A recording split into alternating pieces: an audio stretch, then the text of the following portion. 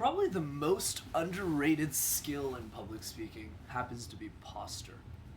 You know, the old adage goes, keep your back straight, make sure your shoulders are aligned. And because of that, a lot of students tell me, oh, Brandon, posture is such an easy thing to fix. You don't need to coach me on this. And in this week's episode of Master Talk, I'm going to be debunking exactly what people get wrong about posture and how to fix yours. Good afternoon, everyone. My name is Brendan. I am the host of Master Talk, your go-to channel to mastering your talk. And today we're going to be tackling three key questions. The first one being what most people get wrong about posture. The second one is why most people neglect it, despite it being a very easy fix. And third, but not least, is my simple trick to mastering your posture. So let's get right into it. The first question is, what do most people get wrong about posture? And coincidentally, it's never at the top part of the body. A lot of people know that you need to have your back straight, that your shoulders need to be aligned, and all of the basic things that we were taught in earlier on in our childhood or in high school or through our parents. But what most people get wrong about posture is the bottom part of the body, and two specific areas. The first one is the distance between both feet while presenting. What I noticed is, generally speaking, the distance between both feet are generally longer than it should be. So, for example, if I'm giving a pitch, instead of having my feet like this, they're like this. And most students don't really realize this mistake until they watch themselves being recorded. The second mistake that I want to point out is the leg tick. So the leg tick is when, as you're presenting, your right or your left feet, or even both in some cases, starts tapping frantically on the ground, but you don't notice that either. And a lot of public speakers do that to calm their nerves. So no matter which type of error you have, the thing I want to focus on next is why people neglect posture despite it being a very easy fix, which I'll be talking about later.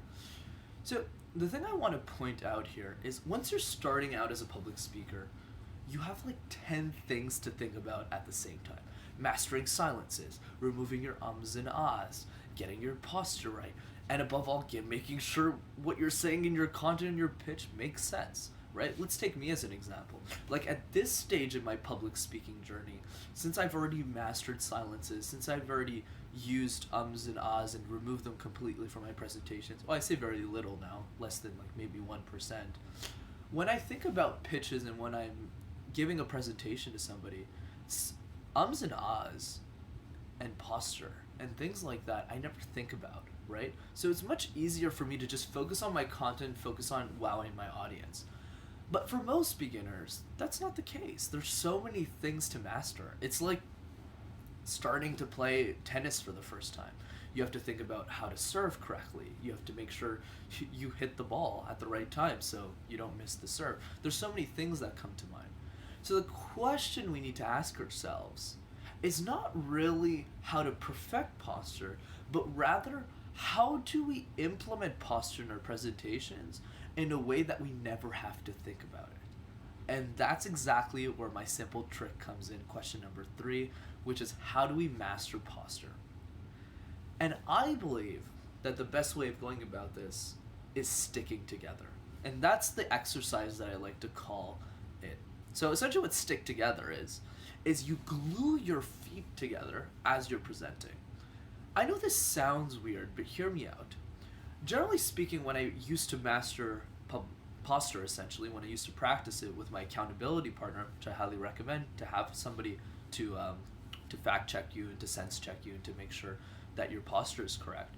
Whenever my posture was off, maybe my back was a little too low, maybe my distance between my feet was too large, my colleague would just look at me and say, stick together. So stick together just means to glue your entire body together except your arms. So this way, you never have to think about posture when you're presenting. So let's say you do this for 5, 10, 15 presentations. Sticking together will subconsciously remind you that your posture needs to be in check. And it also fixes leg ticks, because if your feet are stick together like glue, you could never move them, right? And if you try to move them, then your accountability partner will just tell you to stick together. Does that make sense? Perfect.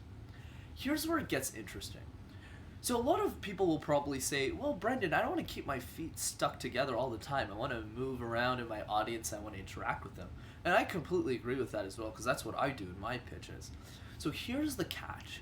After you've done it 10, 15, 20 times, you'll start to get annoyed about putting your feet together.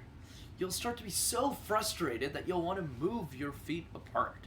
And at that point, you could take off the training wheels and just move your feet naturally in the right distance between each other. So what naturally happened with me when I did stacking together is after 20, 25 presentations that I gave, my feet naturally just separated in a way that made sense. So now whenever I step on stage or I give a presentation, I never even have to think about the distance between my feet, because I never get the comment that they're too far apart from each other. So think of stick together as a training wheel exercise. So when you're ready to ride the two-wheeler on a bike, then you don't need sticking together anymore. But at the beginning, it'll help you figure out posture so you can focus on other key elements of your pitch. And as you slowly get better, you can remove it altogether. Thank you so much for watching this week's episode of MasterTalk. And of course, as always, if you enjoyed this video, be sure to hit the subscribe button and hit that like button as well. If there's one person that you know that could benefit from this, or that is still afraid to be on stage and needs that extra boost, be sure to send them this video so that they'll be one step closer to mastering their talk. Take care, everyone. Have a great week. Bye.